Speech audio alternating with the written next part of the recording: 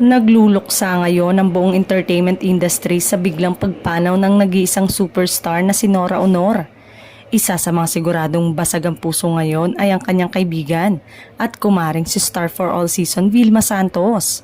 Sa kanyang Instagram story, nag-post ng kanyang pakikiramay ang veteran at award-winning ding actress para sa namayapang national artist for film and broadcast. Our sincerest condolences and prayers. Rest in peace, Mare, Miss Nora Aunor, our superstar and national artist. Maraming salamat. Ang mensahe ni Ate V para kay Ate Guy. Ilang beses ding nagkasama noon sa ilang proyekto ang dalawang showbiz icon.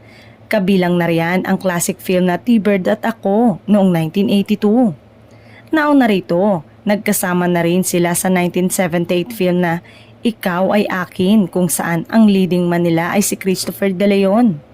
Sa isang panayam, nabanggit noon ni Nora at Vilma na game silang makagawa uli ng pelikula na magkasama.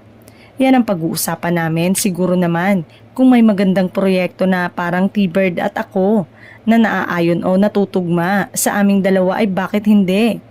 Para sa akin ay walang problema, say ni Ate Guy. Naman ni Vilma, sana mabigyan kami ng magandang script kasi sa klase ng tayo namin ngayon, we're not getting any younger. Kailangan namin ng isang magandang script para nang sa ganun ay makaasa kami na papanoorin ng mga tao, aniya.